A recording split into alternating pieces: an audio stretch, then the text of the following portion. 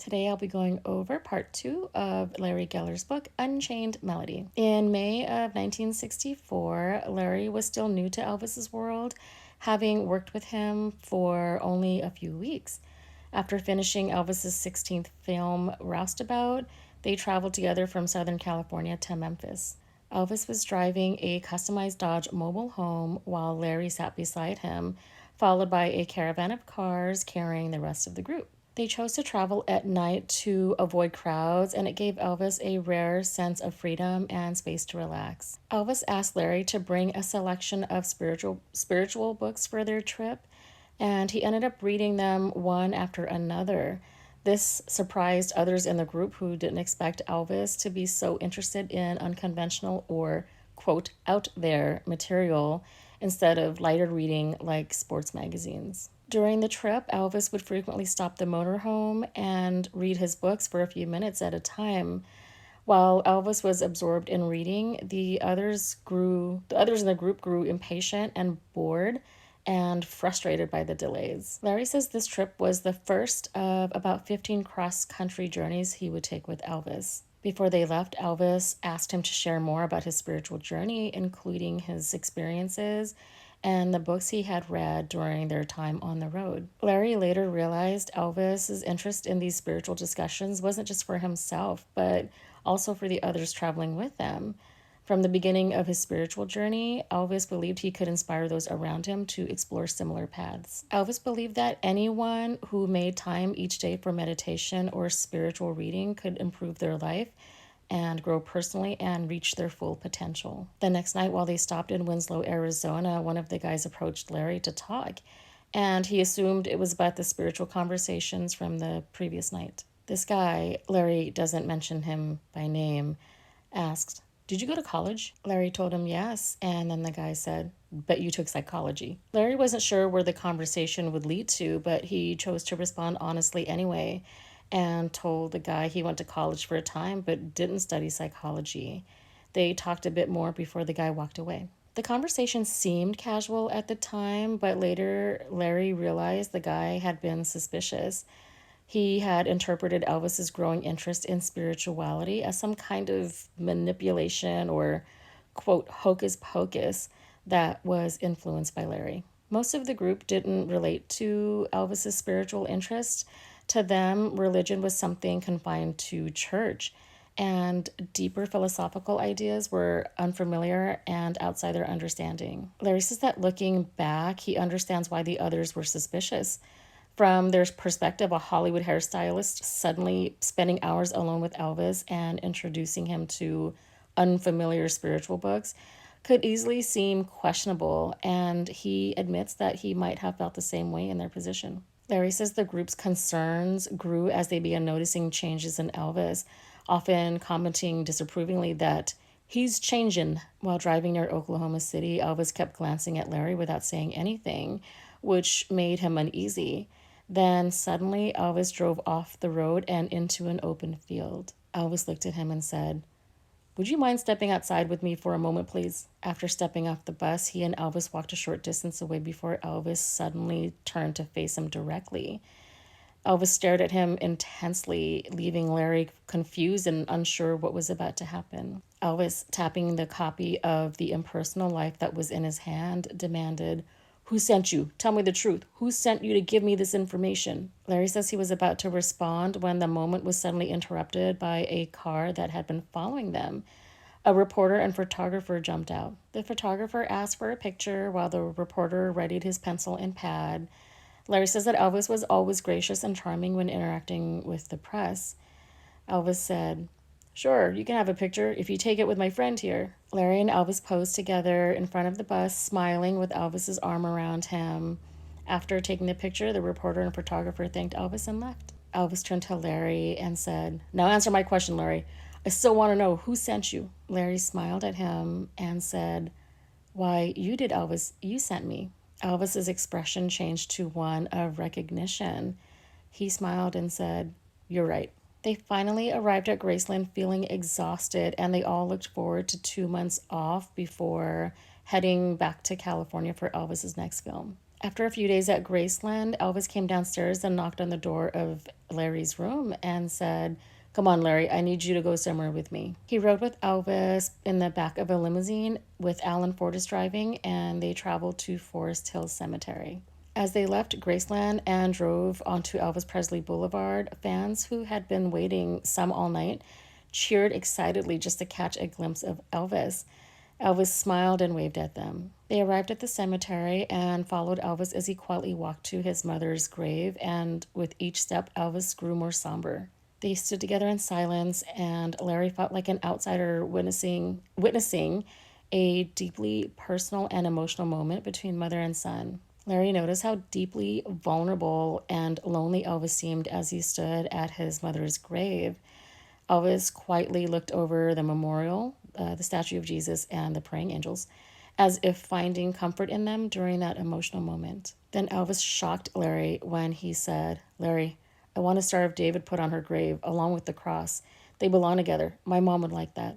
Larry explains that the Star of David is a six-pointed star made from two overlapping triangles and is a widely recognized symbol of Judaism. It is commonly seen on synagogues, gravestones, and the flag of Israel, representing Jewish identity and heritage. Within a few weeks, a stone cutter created the plaque Elvis had requested, and it remained in place until his mother, Gladys, was later moved to Graceland after Elvis's death in 1977. The plaque is now displayed in the meditation garden at Graceland. Larry says that Elvis's use of Jewish symbols was not a one-time gesture, but part of a broader and ongoing interest and connection to Judaism. After filming Wrapped on one of his movies, Elvis showed his appreciation to cast and crew by giving them custom-designed watches.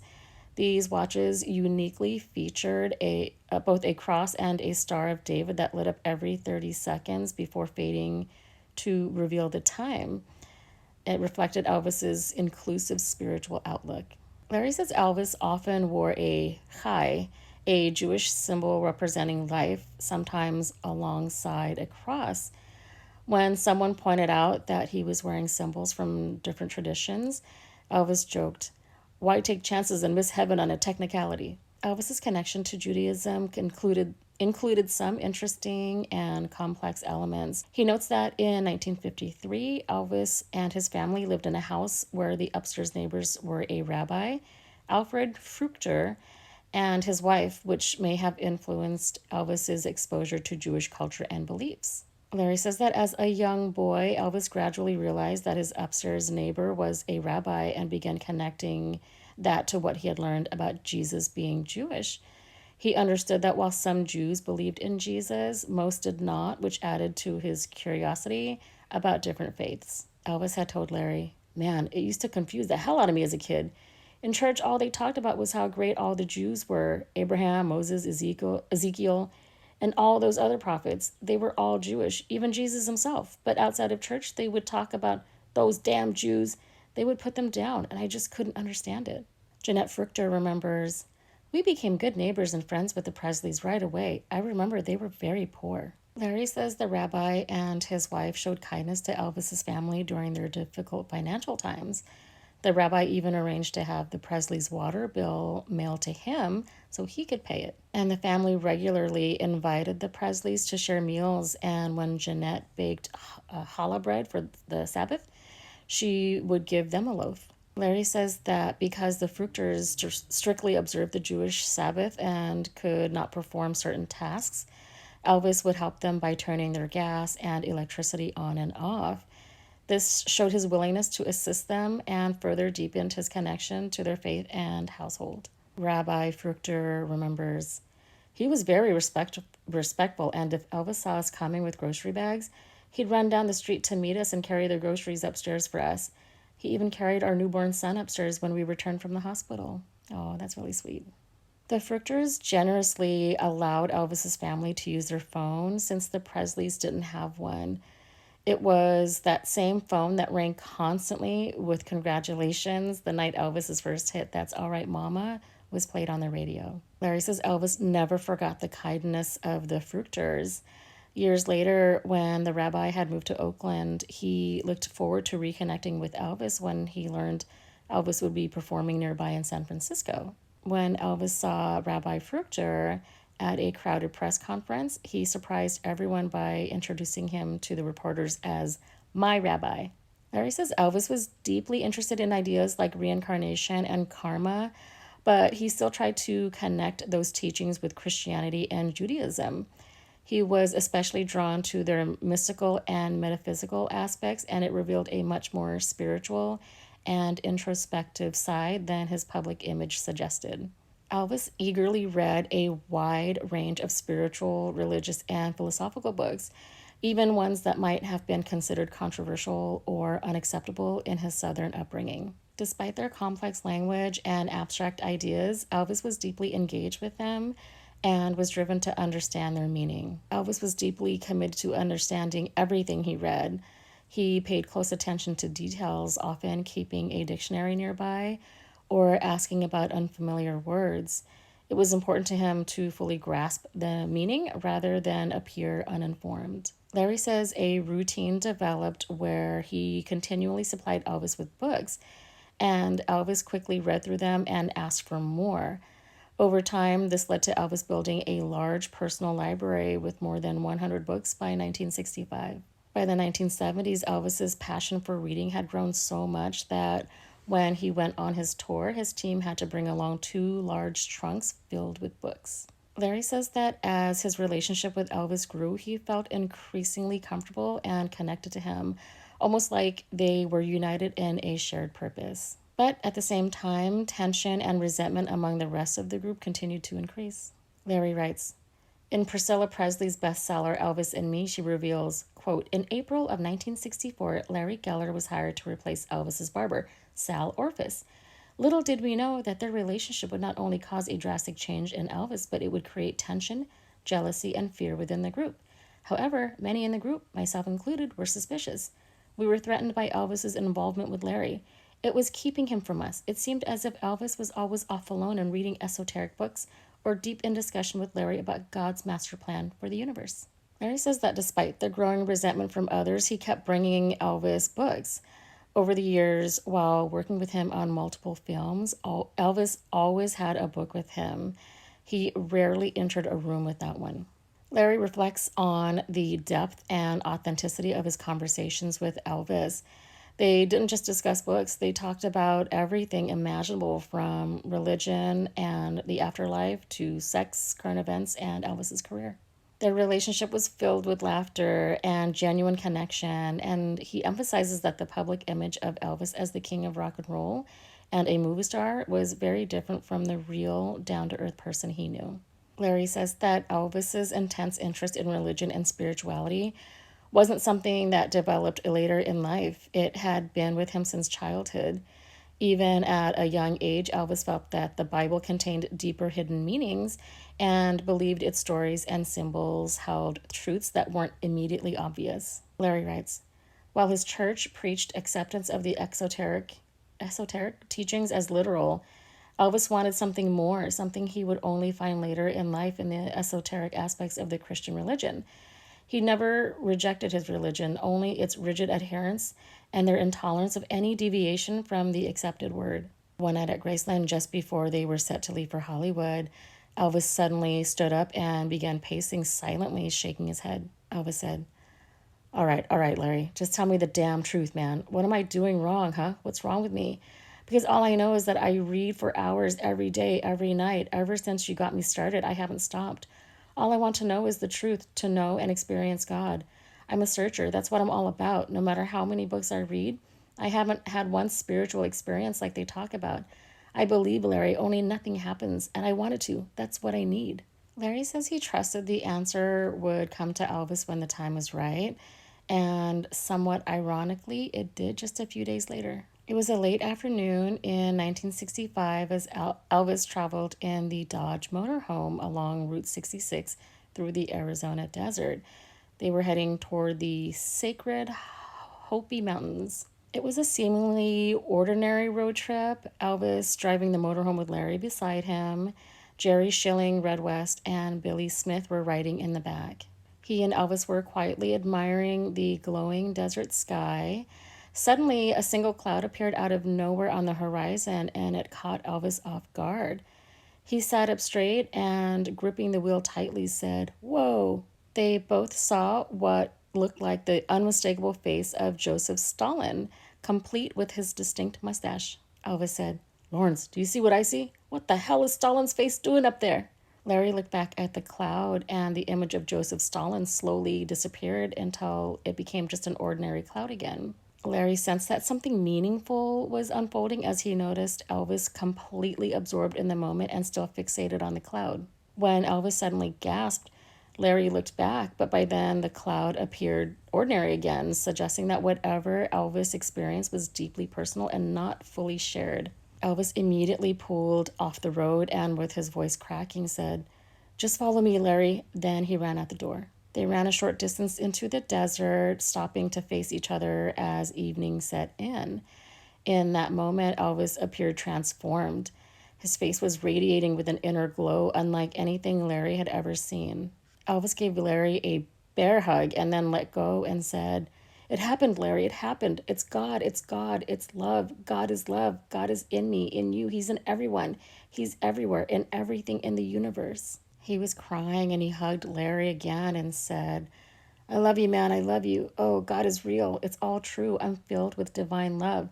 I finally seen what you were trying to tell me, and you were right, and so are all those books. It's beyond words and beyond the ego. Now I know. Now I know. God loves me. God is love itself. God is love."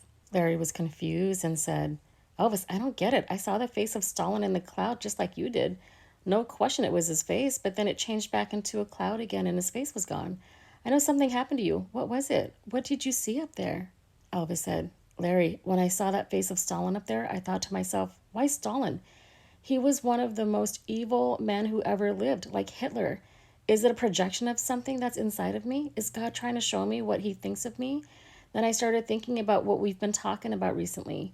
You telling me about surrendering to God and letting go of the ego. Elvis chuckled and then continued. "You said to me, God doesn't care if I'm Elvis Presley. We have to be humble and let go of our ego and just surrender to God. Larry, I'm telling you, man, that's all I've been doing driving today, talking to God, telling him to please just show me the truth. What is the truth? All that kept playing around in my head. When I saw that face of Stalin up there, I cried out to God, is that me? Are you telling me something about myself? Just show me the truth. Please, I surrender to you, God. Just show me the truth." And then it happened. A bolt of lightning shot out of the cloud, piercing my heart and every fiber of my being with light, with love. For the first time in my life, I know the truth. He was quiet a moment and then smiled and said, "Can you imagine what the fans would think if they saw me like this?" Larry told him his fans would love him even more, and Elvis hoped that it was true. Then Red stuck his head out of the vehicle and asked if Elvis was okay, and Elvis told him yes, he was okay and he'd be back in the vehicle soon. Elvis said, "Oh man, how could anyone really understand all this if they never experienced something like this for themselves?" They walked back to the motorhome in silence and climbed aboard. The other guys looked on, clearly curious or confused. Larry writes, "It was obvious to me that he was torn between exhilaration and dread.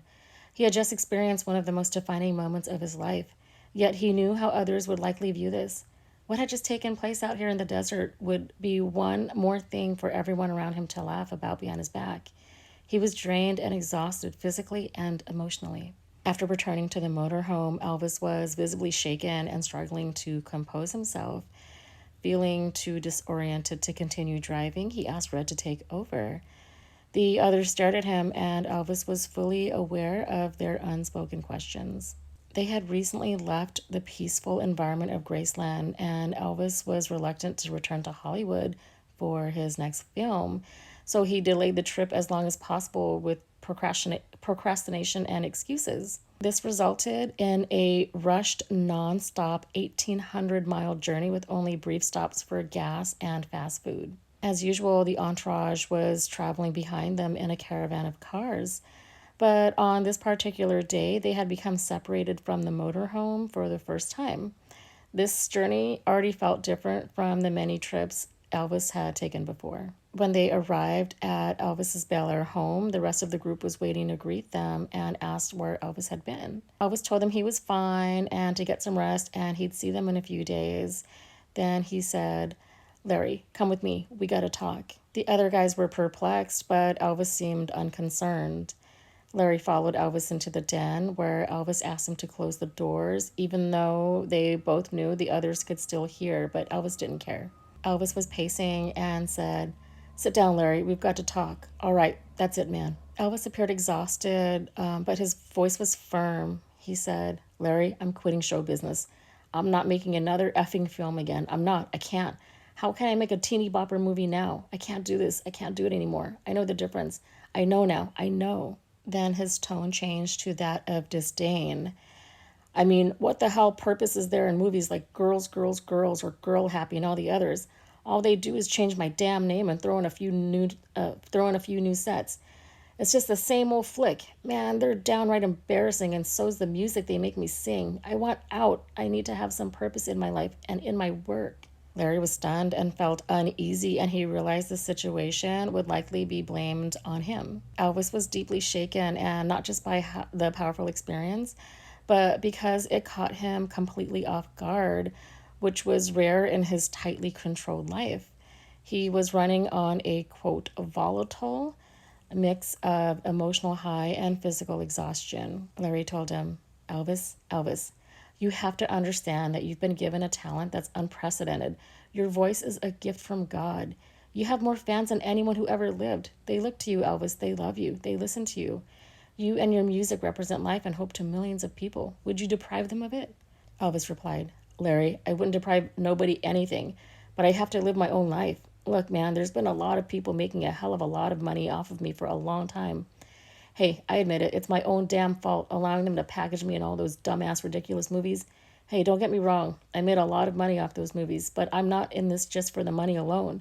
And I've been believing them for a long time now when they keep telling me that they'll find a dramatic role for me so that I can finally act in a real movie. Now I'm going to take charge of my own damn future and do something important with my life." Larry encouraged Elvis to take control of his life and career by creating meaningful work and being independent and not letting others influence his choices. Larry writes, "It was obvious he knew I was referring to his management. Elvis allowed this to kick around for a while. Then his next remark stunned me. With great seriousness and resolve, he declared, 'Larry, I'm not making another move unless you tell me what to do.'" Larry's face dropped. Elvis said, "I know you're going to tell me the truth. I want to listen to what you have to say. I'm going on your advice, and I'm going to do what you tell me to do, and no one else." His voice got louder with excitement, and they could tell the guys outside heard everything. They were whispering, and it was clear they were shocked. Elvis knew it too and stepped closer to the door, speaking even louder on purpose. He said, "Don't pay attention to them, Larry. Let them go and report this to the colonel. I don't care. This is my ball game. It's my life." With a serious look on his face, Elvis said, "I have to do something really important now. This is serious, Larry. I want you to find me a monastery. I want to be a monk. I want to serve God." Larry writes, "These were the last words I ever expected to hear from Elvis Presley. How could he think of leaving his music, his family, Priscilla, his friends, and his fans? This man has the greatest career in the history of show business. I had to think fast." Larry told him, "Elvis, it isn't as simple as you might think. You just had the experience of your life, and it's a wonderful experience. It's good. There are many things to learn from it, and it might take years for its meaning to unfold. The main thing is that your prayers were answered in the desert yesterday. You were shown something, and that something is not to hide yourself away from the world in a monastery. Those monks who spend their lives there are trying to find God. You've already found him, and he's found you. You're way ahead." Elvis looked at him confused. Larry said, "Remember, you're Elvis Presley. You have a responsibility to the world. They need you, and you need them. It's not going to work for you to be secluded away from the world in some mountain retreat. Now you can do all the things you've been talking about lately, and in a conscious, wonderful way." Larry could see that Elvis was starting to understand. He reminded Elvis of his responsibilities to his friends, fans, and Priscilla, then urged him to rest, saying he was exhausted and would see things more clearly after sleep. After a quiet pause, Elvis gave a slight smile. You're right. Then his old self returned. "You still have your job, Larry. You have nothing to worry about. You know, I can't really picture Priscilla raking leaves with me in some old monastery garden anyway." Elvis went to his room to prepare for starting his next film at MGM Studios, and also likely expecting a call from Tom Parker. Elvis began reshaping his life around spiritual beliefs, and the group noticed the change right away. And they felt he was distancing himself from them and their more carefree lifestyle. As Elvis matured, others like director Norman Torog noticed a more serious and professional side of him. Elvis was focused on reading and also on meaningful conversation. It marked a clear shift from his earlier playful, prankful behavior on set. One day, Torog told Elvis, "Whatever change you're going through, keep going. You finally came of age." The two men talked a bit and then shook hands before Elvis walked into his dressing room. He said, "Mr. Torog just gave me one of the best compliments of my life. He told me that I was tapping into my potential. He said he always knew that I'd wake up someday." Elvis valued being seen as mature, especially since he knew much of the entertainment industry viewed him as uneducated and just a lucky teen idol, despite his talent being respected in music. He held onto the dream of becoming a respected actor, even winning an Academy Award. But by 1966, he accepted it likely wouldn't happen and that he'd remain in formula films that made money for studios. Elvis wanted personal respect and he was within reach of it. Norman Torog's compliment gave him that validation. Larry writes, as other people he respected saw the changes in him and accepted Elvis as an intelligent man, his confidence grew. His greatest delight was when he had the opportunity to share his growing enlightenment with someone else. He may have appeared as a show-off at times in his eagerness to be seen as an intelligent person, but it wasn't his intention. That's it for part 2. Stay tuned for part 3, which is titled How Great Thou Art. See you then.